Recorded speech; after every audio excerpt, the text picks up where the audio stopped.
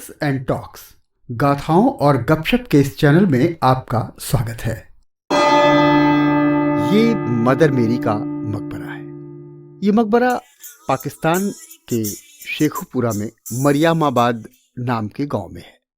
इस मज़ार के सजावटी तौर तरीकों तथा उसकी बनावट में हिंदुस्तानी और ईरानी प्रभाव साफ दिखता है। हिंदुस्तानियम में पेश है जीसस की मां के मकबरे में भारतीय प्रभाव क्यों और कैसे। 20 साल पहले लाहौर से 115 किलोमीटर दूर दामने मरियम मरियमाबाद एक बेहद पिछड़ा और छोटा सा गरीब गांव था। यहाँ 20वीं सदी की शुरुआत में निम्न जाति के धर्म परिवर्तित परिवारों का बसावड़ा था। अब ये तकरीबन 500 घरों वाला और लगभग 100 दुकानों वाला भरा पूरा गांव है। किसी छोटे कस्बे से होड़ लेता है। माना जाता है कि मदर मेरी की मौत यहीं हुई थी। दावा और भी कुछ जगहों का है। लोग ये भी मानते हैं कि उनका दावा सही है, पर इस मजार को मदर मेरी की कब्र मानने वाले भी कम नहीं है। इस मकबरे को पाकिस्तान के कैथोलिक मदर मेरी का असली मकबरा मानते हैं। कुछ बरस पहले जब लोगों की आमदरफ्त यहाँ बेतहाशा बढ़ी तो इस मजार को ठीक ठाक कराया गया। पता चला कि इसके पुराने हिस्से पर हिंदुस्तानी और ईरानी स्थापत्य का बहुत प्रभाव है। इसमें ईरानी और भारतीय मूल का सजावटी पैटर्न मिलता है। गर्भगृह सरीखे तहखाने के भी अवशेष हैं। ये मकबरा अंदर पत्थरों और मूंगे से बना है। पाकिस्तान के क्वीन ऑफ द हिल्स कहे जाने वाली मूरी के रास्ते में मरियमाबाद एक ईसाई बाहुल गांव है। यह गांव 1898 में बेल्जियम के कैथोलिक मिशनरी ने बसाया था। सन 1892 में बिशप वॉन डेश बोश ने 6.5 लाख रुपए में मूरी के रास्ते में तकरीबन 2000 एकड़ की जमीन खरीदी थी। वजह थी सियालकोट से धर्म परिवर्तन कराए लोगों के अलावा वहां से दूसरे ईसाइयों की बस्ती यहां लाकर बसाना। अगले साल 1893 में 3 पादरी और 3 ईसाई परिवार यहां आकर बसे और फिर कुछ धर्म परिवर्तित मुसलमान भी यहाँ लाए गए। कुछ साल बाद 1898 में यहाँ एक बढ़िया चर्च भी बन गया। 19वीं सदी की आखिर में इस गांव का नाम मरियमाबाद रख दिया गया, ऐसा यहाँ के लोग कहते हैं। 1927 में यहाँ और भी निर्माण कार्य हुआ। एक मजार पहले से थी, मिशनरी ने इसे फिर से दुरुस्त कराया।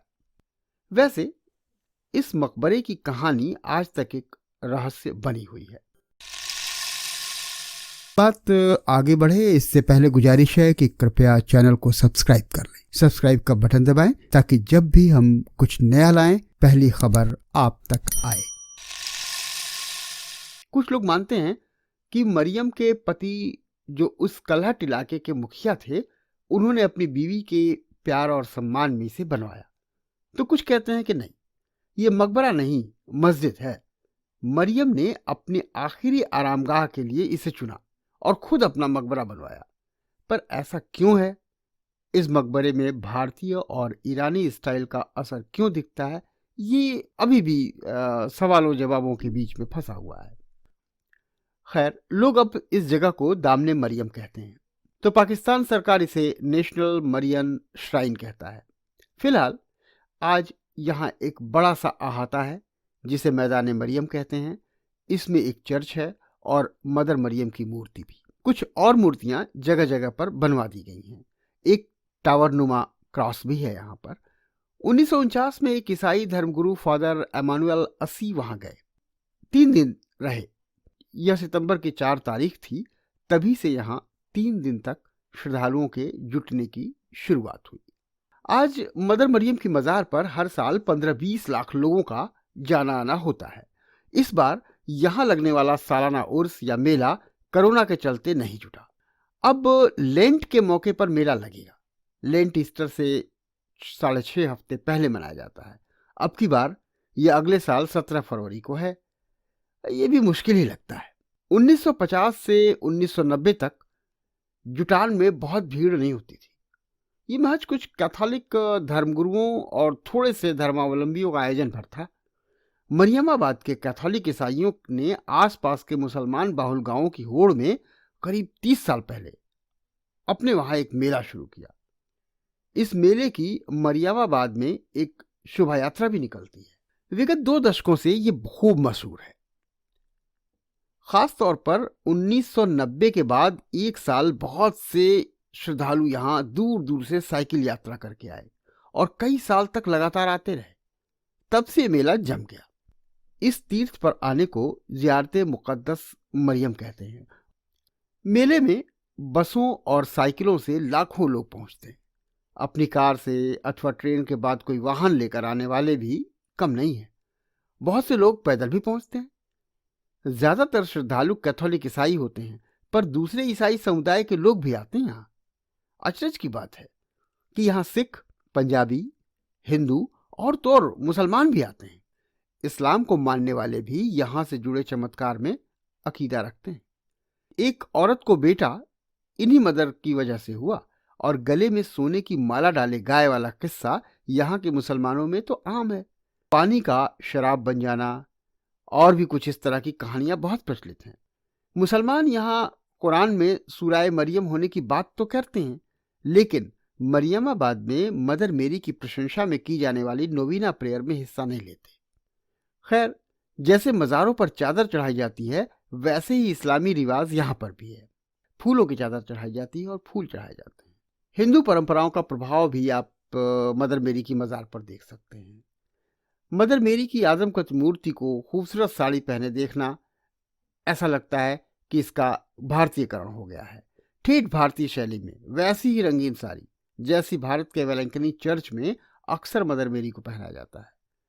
मदर मेरी की प्रार्थना पंजाबी और उर्दू में होती है, जो यहाँ की स्थानीय बोली भाषा है। इसकी तर्ज नातिया कव्वालियों जैसी होती है और हम सरीखी। मरियमाबाद के पड़ोस के गांव वाले गैर ईसाई लोग हैं और ईसाई श्रद्धालुओं को बहुत श्रद्धा और सम्मान से खाना खिलाते हैं।